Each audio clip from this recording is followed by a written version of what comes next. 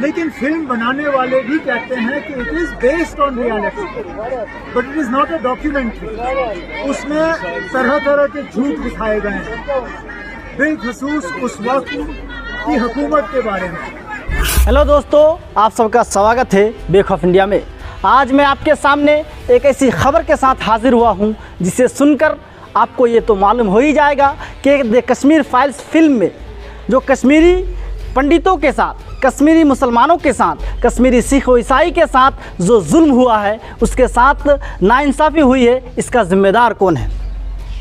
जब 1990 में कश्मीर में हमला हुआ, कश्मीर में अटैक हुआ, उस समय किसकी सरकार थी? उस समय वीपी की सरकार थी। और उस सरकार के पीछे किसका समर्थन था, किसका हाथ था? उसके पीछे बीजेपी का हाथ था।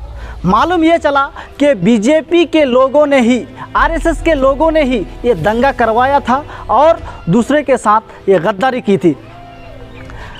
आप कश्मीरी पंडितों से, कश्मीरी मुसलमानों से सुन लीजिए। आप पहले कश्मीरी मुसलमानों से सुन लीजिए कि उसका क्या हालत था और उसका जिम्मेदार कौन है। जी, आप पहले सुन लीजिए। मैं इतना जानना चाहता हूँ, क्या ये डॉक्यूमेंट्री है या क्या ये कमर्शियल फिल्म है? अगर ये डॉक्यूमेंट्री है तो फिर हम मान के चलेंगे कि इसमें जो आपने दिखाया सही दिखाया, लेकिन फिल्म बनाने वाले भी कहते हैं कि it is based on reality, but it is not a documentary. उसमें तरह तरह के झूठ दिखाए गए हैं, बिलखसूस उस वक्त की हुकूमत के बारे में।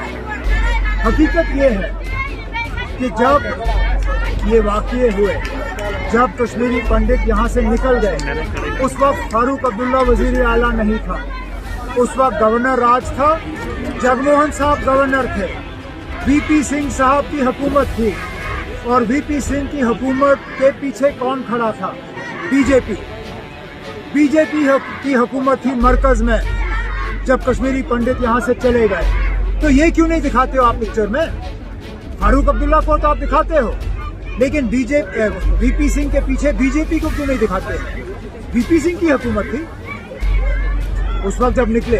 तो ना, ये सच्चाई के साथ इस तरह खिलवाड़ करना ये अच्छी बात नहीं है। और आपने सही कहा, यहाँ सिर्फ एक कौम ने कुर्बानियां नहीं दी। अगर कश्मीरी पंडित मरे हैं, हमें उसका बेहद अफसोस है, नहीं होना चाहिए था। लेकिन क्या कश्मीरी मुसलमान नहीं मरे? क्या कश्मीरी सरदार नहीं मरे?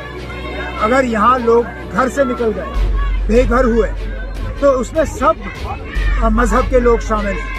मुसलमानों ने भी अपनी मकानें छोड़ के, कश्मीर छोड़ के, कुछ तो अभी तक वापस नहीं आए।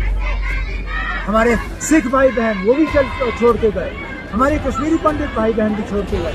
हमें इस बात का अफसोस है और हम कहते हैं ना, माहौल ऐसा बनना चाहिए कि ये वापस आए। लेकिन मुझे नहीं लगता है कि वो जो लोग ये पिक्चर बना रहे हैं वो इन लोगों की वापसी चाहते हैं। शायद इस पिक्चर से वो चाहते हैं कि ये लोग हमेशा के लिए बाहर रहें। लेकिन हमारी जब तक नेशनल कॉन्फ्रेंस है, हम उस शेर कश्मीर के सिपाही हैं, वर्कर हैं, जिन्होंने हमें ये नारा दिया, शेर कश्मीर का क्या इरशाद, हिंदू मुस्लिम सिख इत्तेहाद। हम दोस्तों, आपने सुना जो भाई साहब बता रहे थे, उसमें ये बता रहा था कि कश्मीर में जो जुल्म ज़्यादती हुई है वो सिर्फ एक ही मज़हब के लोगों को नहीं हुई, बल्कि सारे कश्मीर में जितने भी लोग थे, जितने भी मज़ाहिब के लोग थे, सबके साथ जुल्म हुआ।